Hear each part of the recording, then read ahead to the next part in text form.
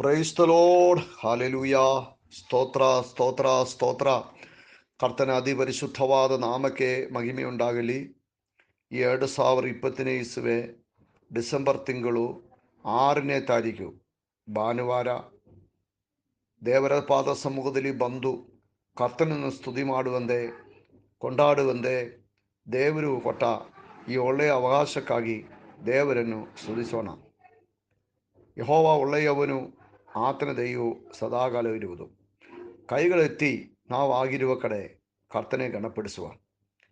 ನನ್ನ ಮನವೇ ಯೆಹೋವನನ್ನು ಕೊಂಡಾಡು, ನನ್ನ ಅಂತರಂಗವೇ ಆತನ ಪರಿಶುದ್ಧ ನಾಮವನ್ನು ಕೊಂಡಾಡು. ನನ್ನ ಮನವೇ ಯೆಹೋವನನ್ನು ಕೊಂಡಾಡು, ಆತನು ಮಾಡಿದ ಉಪಕಾರಗಳು ಒಂದೊಂದಾಗಲೂ ಮರಿಬೇಡ. ದೇವರು ನಮ್ಮ ಸಂಗಡ ಇದ್ದಾರೆ. ಆತನು ಮಾಡಿದ ಉಪಕಾರಗಳನ್ನು ನೆನೆಸಿ ಆತನೇ ಕೊಂಡಾಡುವುದು ನಮಗೂ ಒಳ್ಳೆಯದು. ಸ್ತೋತ್ರ. ಹೃದಯ ತುಂಬೆ ದೇವರಿಗೆ ಸ್ತೋತ್ರ ಮಾಡೋಣ. 112ನೇ ಕೀರ್ತನೆಯಲ್ಲಿ ಈ ಪ್ರಕಾರವಿರ್ತದೆ: ನೀವು ಕರ್ತನನ್ನು ಸ್ತುತಿಸಿರಿ, ಕರ್ತನಿಗೆ ಭಯಪಟ್ಟು ಆತನ ಆಜ್ಞೆಗಳಲ್ಲಿ ಬಹಳವಾಗಿ ಸಂತೋಷಿಸುವ ಮನುಷ್ಯನು ಧನ್ಯನು. ಅವನ ಸಂತತಿಯು ಭೂಮಿಯಲ್ಲಿ ಪರಾಕ್ರಮಶಾಲಿಯಾಗಿರುವುದು.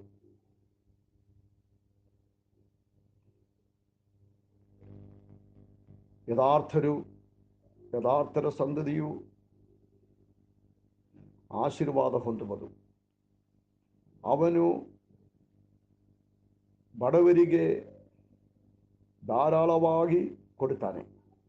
ಅವನ ನೀತಿ ಎಂದೆಂದಿಗೂ ನಿಲ್ಲುತ್ತದೆ.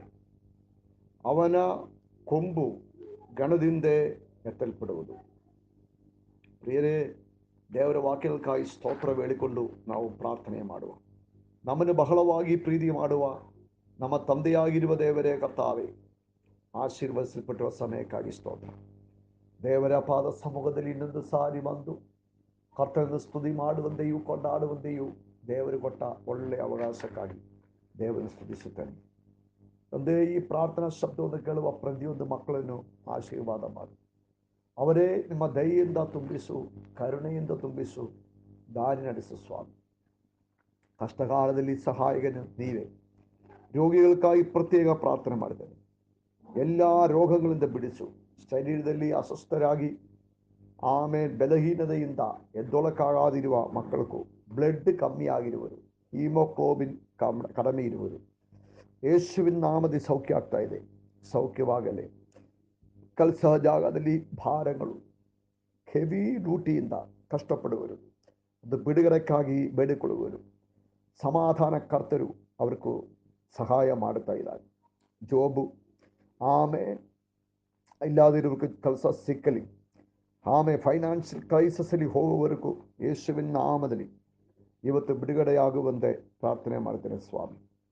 ಎಲ್ಲ ಹೆದೆಗುಂದಿ ಹೋಗಿರುವ ಸನ್ನಿವೇಶಗಳು, ಮಕ್ಕಳ ಭವಿಷ್ಯತ್ತು ನೆನೆಸಿ, ಮಕ್ಕಳು ದಾರಿ ತಪ್ಪಿ ಹೋಗಿದ್ದ ನಿಮಿತ್ತವಾಗಿ ಮನಗುಂದಿ ಹೋಗಿ ನಿದ್ರೆಯಿಲ್ಲದೆ ಇರುವ ತಂದೆ ತಾಯಿಗಳು ಯೇಸುವಿನ ನಾಮದಲ್ಲಿ ಇವತ್ತವರ ಮಕ್ಕಳ ಮೇಲೆ ದೇವರದ ಕ್ರಿಯೆಯು ಪ್ರಕಟವಾಗಿ ಬರುವಂತೆ ಪ್ರಾರ್ಥಿಸುತ್ತೇನೆ. ಕರ್ತನೆ, ಅದ್ಭುತವನ್ನು ಮಾಡುವುದಕ್ಕಾಗಿ ಸ್ತೋತ್ರ. ಇವತ್ತು ಸ್ವಾಮಿ, ಇಡೀ ಜಗದಲ್ಲಿ ಆರಾಧನೆಗಳು ನಡೆಯುವ ದಿನ, ಎಲ್ಲ ಸಭಾ ಆರಾಧನೆಗಳು ಆಶೀರ್ವಾದವಾಗಲಿ. ಸೇವೆ ಮಾಡುವ ನಿಮ್ಮ ದಾಸರುಗಳನ್ನು ಬಲಪಡಿಸಿ ದಾರಿ ನಡೆಸು ಸ್ವಾಮಿ. ಕೋವಿಡ್ ಕಾಯಿಲೆಯಿಂದ ಕಷ್ಟಪಡುವುದಕ್ಕಾಗಿ ಪ್ರತ್ಯೇಕ ಪ್ರಾರ್ಥನೆ ಮಾಡ್ತೇನೆ. ಕೋವಿಡ್ ಕಾಯಿಲೆಯ ನಿಮಿತ್ತವಾಗಿ ಕಷ್ಟಗಳು ಸಹಿಸುವರುಂಟು. ರೋಗದಲ್ಲಿ ಸಿಕ್ಕಾಗಿರುವರು, ವೆಂಟಿಲೇಟರ್ಲ್ಲಿ ಇರುವವರು, ಐಸಿಯುವಿನಲ್ಲಿ ಇರುವರು, ಯೇಸುವಿನ ನಾಮದಲ್ಲಿ ಸೌಖ್ಯವಾಗಲಿ.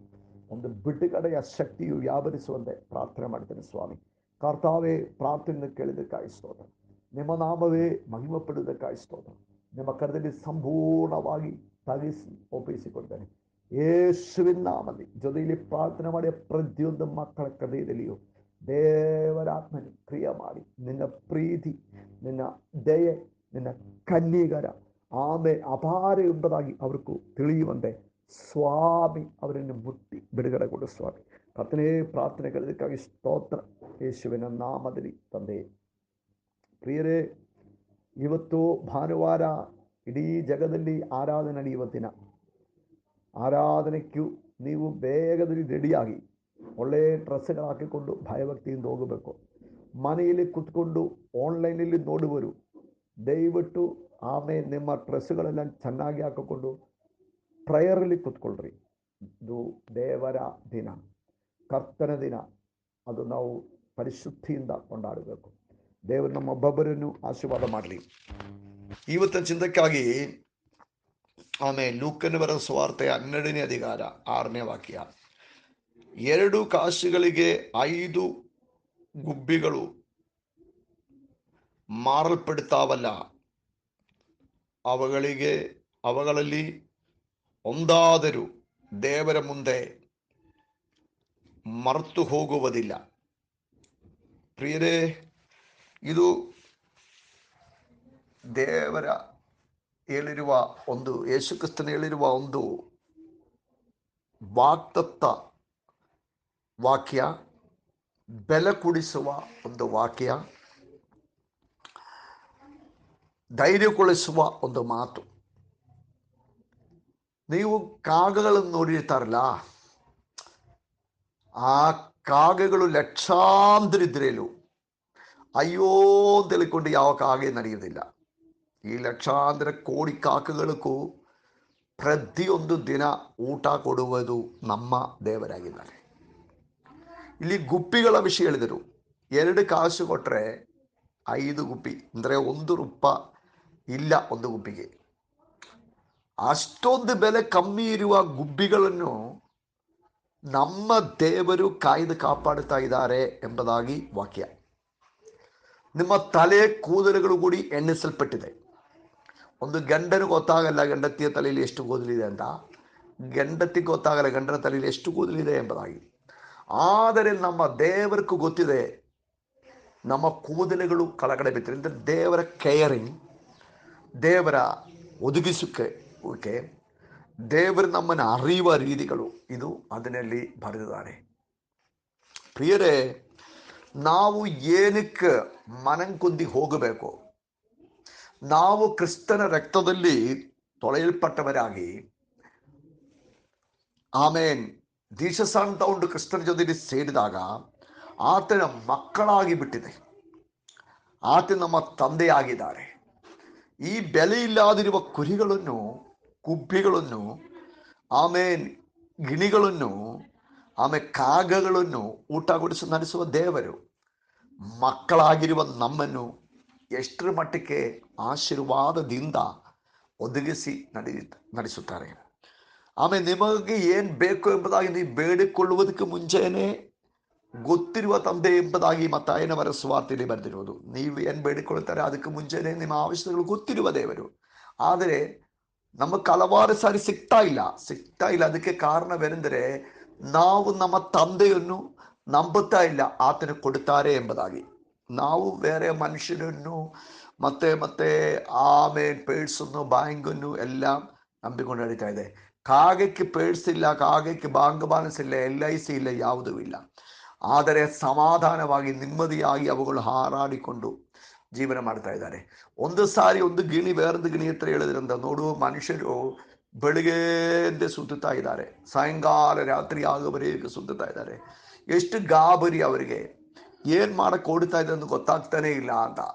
ಆಮೇಲೆ ನೋಡಿ, ನಮಗಾದರೆ ಯಾವ ಅಸಮಾಧಾನವಿಲ್ಲ, ನಾವು ಸಮಾಧಾನವಾಗಿದ್ದಾರೆ. ಯಾಕಂದರೆ ನಮ್ಮ ಪರಲೋಕ ರಾಜ್ಯದಲ್ಲಿರುವ ನಮ್ಮ ತಂದೆಯಾಗಿರುವ ದೇವರು ನಮಗೆಲ್ಲ ಒದಗಿಸ್ತಾ ಇದ್ದಾರೆ ಅಂತ ಒಂದು ಗಿಣಿ ಇನ್ನೊಂದು ಗಿಣಿ ಹತ್ರ ಹೇಳಿದ್ದಾರೆ ಅಂತ. ಹಾಗೆ ಇದ್ದರೆ ನಾವು ಮಕ್ಕಳು ಎಂಬುದಾಗಿ ನಂಬಿಕೊಳ್ಳಿ. ಆ ಮಕ್ಕಳಿಗೂ ಏನೆಲ್ಲೋ ಬೇಕು ಎಂಬುದಾಗಿ ದೇವರಿಗೂ ಆಮೇನ್ ಚೆನ್ನಾಗಿ ಗೊತ್ತಿದೆ. ಅದು ನಮಗೆ ದೇವರು ಒದಗಿಸಿಕೊಡ್ತಾರೆ ಎಂಬುದಾಗಿ ದೇವರ ವಾಕ್ಯದಲ್ಲಿ ಬರೆದಿರೋದು. ನಮ್ಮ ಕಷ್ಟವು ಯಾವ ರೀತಿ, ಹಲವಾರು ಸಾರಿ ನಾವು ಮನಂಕುಂದಿದವರಾಗಿ ಕಾಣಲ್ಪಡ್ತಾರೆ. ಮಕ್ಕಳ ವಿಷಯಗಳನ್ನು ಚಿಂತೆ ಮಾಡುವಾಗ, ಆಮೇನ್ ಭವಿಷ್ಯತ್ತನ್ನು ಚಿಂತೆ ಮಾಡುವಾಗ, ಆಮೇನ್ ಕೆಲಸದ ವಿಷಯಗಳು ಚಿಂತೆ ಮಾಡುವಾಗ, ಆಮೇನ್ ನಾಳೆ ನಮ್ಮ ಭಾಗ್ಯಬಾಲನ್ಸ್ ಆಮೇನ್ ಕಮ್ಮಿ ಆಗುವಾಗ, ಏನು ಇಲ್ಲಂದಾಗುವಾಗ, ಆಮೇನ್ ಮನುಷ್ಯರು ನಮ್ಮನ್ನು ದೂರಿ ಆಗುವಾಗ, ನಾವು ಹಾಕಿರುವ ಕರೆಗಳು ದೊಡ್ಡ ಒಂದು ಕೆಲಸಕ್ಕೆ ಹಾಕಿರುವಾಗ, ഞാൻ ಕೈ ಹಾಕಿಬಿಟ್ಟೆ ಸ್ವಾಮಿ, ಇನ್ನು ನಾನು ಏನು ಮಾಡಲಿ? ಹಗಲಲ್ಲಿಯೂ ರಾತ್ರಿಯಲ್ಲಿಯೂ ನಮಗೆ ಸಮಾಧಾನವಿಲ್ಲದೆ ನಾವು ಯೋಜಿಸಿಕೊಂಡಿರುವಾಗ ದೇವರು ಹೇಳ್ತಾ ಇದ್ದಾರೆ, ಆಕಾಶದಲ್ಲಿ ಹಾರಾಡುವ ಕಾಗಗಳನ್ನು ನೋಡ್ರಿ. ಆಮೇಲೆ 2 ದುಡ್ಡಿಗೆ 5 ಮಾರುವ ಗುಬ್ಬಿಗಳನ್ನು ನೋಡ್ರಿ. ಅವುಗಳು ಬಿತ್ತುವುದಿಲ್ಲ, ಬೀಜವನ್ನು ಹಾಕುವುದೂ ಇಲ್ಲ, ಕೊಯ್ಯುವುದೂ ಇಲ್ಲ. ಆಮೇಲೆ ಪಾಂಡಿಗ ಶಾಲೆಗಳಲ್ಲಿ, ಗೋಡೌನ್ಗಳಲ್ಲಿ ಸೇರಿಸಿ ಇಡುವುದೂ ಇಲ್ಲ. ಆದರೆ ಬಿಸಿಲುಗಾಲದಲ್ಲಿಯೂ ಮಳೆಗಾಲದಲ್ಲಿಯೂ ಚಳಿಗಾಲದಲ್ಲಿಯೂ ಅವುಗಳಿಗೆ ಊಟ ಕೊಡುವ ಒಬ್ಬರಿದ್ದಾರೆ. ಕೊಯ್ಯುವ ಕಾಲದಲ್ಲಿ ಮಾತ್ರವಲ್ಲ, ಹಣ್ಣುಗಳಿರುವ ಕಾಲದಲ್ಲಿ ಮಾತ್ರವಲ್ಲ, 365 ದಿನಗಳು ಹೊಟ್ಟೆ ಹಸಿವೆ ಇಲ್ಲದೆ ಅವುಗಳನ್ನು ಕಾಯ್ದು ಕಾಪಾಡುವ ಒಂದು ದೇವರಿದ್ದರೆ, ದೇವರ ಮಗುವೇ, ಸ್ವಂತ ಮಗನ ರಕ್ತದಲ್ಲಿ ತೊಳೆದು ಶುದ್ಧಿ ಮಾಡಿ ಮಕ್ಕಳೆಂಬುದಾಗಿ ಅಂಗೀಕಾರ ಮಾಡಿ ಅವಕಾಶಿಗಳಾಗಿ ಮಾರಲ್ಪಡಿಸಿರುವ ನಿಮ್ಮ ಕಾರ್ಯಗಳಲ್ಲಿ ದೇವರು ಎಷ್ಟರ ಮಟ್ಟಿಗೆ ಕ್ರಿಯೆ ಮಾಡಾದೆ ಇರುತ್ತಾರೋ ಮಾಡಿಯೇ ಮಾಡುತ್ತಾರೆ. ನಂಬರಿ. ಇವತ್ತು ನಂಬಿದರೆ ಇವತ್ತೇ ಬಿಡುಗಡೆ. ಆತನ ಕೈಯು ಬೋಟ್ ಕೈ ಅಲ್ಲ. ಆತನ ಭಂಡಾರದಲ್ಲಿ ಯಾವುದು ಕಮ್ಮಿನೂ ಇಲ್ಲ. ಆತನ ಅಳತೆಯಲ್ಲಿ ಯಾವ ಕಮ್ಮಿನೂ ಇಲ್ಲ. ಆದರೆ ನಾವು ಆತನನ್ನು ಅರಿಯಬೇಕು. ಒಂದೇ ಮಾತಲ್ಲಿ ಉಂಟಾಗಲಿ ಎಂದ ಮಾತಲ್ಲಿ ಹಕ್ಕಿಗಳನ್ನು ಉಂಟು ಮಾಡಿರುವ ದೇವರು, ಉಂಟಾಗಲಿ ಎಂದ ಮಾತಲ್ಲಿ ಹಸುಗಳು ಜೀವಿಗಳನ್ನು ಉಂಟು ಮಾಡಿರುವ ದೇವರು, ಉಂಟಾಗಲಿ ಎಂದ ಮಾತಲ್ಲಿ ಎಲ್ಲ ಫಲವೃಕ್ಷಗಳು ಉಂಟು ಮಾಡಿರುವ ದೇವರು, ಆಕಾಶದಿಂದ ಅವುಗಳನ್ನು ಉಂಟು ಮಾಡಿ ಈ ಭೂಮಿಯಲ್ಲಿ ಹಾಕಿದರೆ, ಶೂನ್ಯತೆಯಲ್ಲಿ ಉಂಟು ಮಾಡಿ ಹಾಕಿದರೆ, ಇವತ್ತು ನಮ್ಮ ಆವಿಷ್ಯಗಳಲ್ಲಿ ಆತನ ಕ್ರಿಯೆ ಮಾಡಕ್ಕೆ ಎಷ್ಟು ಮಟ್ಟಿಗೆ ಶಕ್ತನೂ ಬಲ್ಲನೂ ಆಗಿದ್ದಾನೆ. ಆ ಸರ್ವಶಕ್ತಿ ಇಲ್ಲವ ದೇವರಲ್ಲಿ ಪರಿಪೂರ್ಣವಾಗಿ ನಂಬಿಕೊಂಡು ನಿಮ್ಮ ಭಯ ಭಾರ ಎಲ್ಲ ದೇವರ ಮೇಲೆ ಹಾಕಿ ನೀವೇ ಕೂಗಿ ಹೇಳಬೇಕು, ನಾನು ಆತನ ಮಗ, ನನ್ನಕ್ಕಾಗಿ ಒದಗಿಸುವ ಒಬ್ಬ ದೇವರಿದ್ದಾರೆ. ಆತ ನನ್ನ ಸ್ವರ್ಗದಲ್ಲಿ ಇರುವ ತಂದೆಯಾಗಿರುವ ದೇವರು. ನಾನು ಚಿಂತೆ ಪಡುವುದಿಲ್ಲ, ನಾನು ಭಯಪಡುವುದಿಲ್ಲ. ದೇವರು ನನಗಾಗಿ ಒದಗಿಸುತ್ತಾನೆ. ನಾನು ನೆಮ್ಮದಿಯಾಗಿ ಸ್ತೋತ್ರದೊಡನೆ ಒಂದೊಂದು ದಿನವೂ ಸಂತೋಷವಾಗಿ ಸಮಾಧಾನವಾಗಿ ನೆಮ್ಮದಿಯಾಗಿ ಜೀವನ ಮಾಡ್ತೀವಿ ಎಂಬುದಾಗಿ ಹೇಳಿ ದೇವರಿಂದ ನಮ್ಮನ್ನು ಒಪ್ಪಿಸಿ ಬಿಡಬೇಕು. ಈ ವಾಕ್ಯದಿಂದ ದೇವರು ನಮ್ಮ ಒಬ್ಬೊಬ್ಬರನ್ನು ಆಶೀರ್ವಾದ ಮಾಡಲಿ. 2 ಕಾಸಿಗೆ 2 ದುಡ್ಡಿಗೆ 5 ಮಾರುವ ಗುಬ್ಬಕ್ಕಿಂತ ಎಷ್ಟೋ ಶ್ರೇಷ್ಠರು ನನ್ನ ಪುತ್ರನ ರಕ್ತದಿಂದ ವಿಮೋಚಿಸಲ್ಪಟ್ಟಿರುವ ಮಕ್ಕಳಾಗಿರುವ ನಾವುಗಳು ತಂದೆಯ ಮುಂದೆ ನಮ್ಮನ್ನು ಸಮರ್ಪಿಸೋಣ. ಆತನು ನಮಗಾಗಿ ಒದಗಿಸುತ್ತಾರೆ. ಈ ವಾಕ್ಯದಿಂದ ದೇವರು ನಮ್ಮ ಒಬ್ಬೊಬ್ಬರನ್ನು ಆಶೀರ್ವಾದ ಮಾಡಲಿ. We are shining by the power of Holy Spirit. God bless you.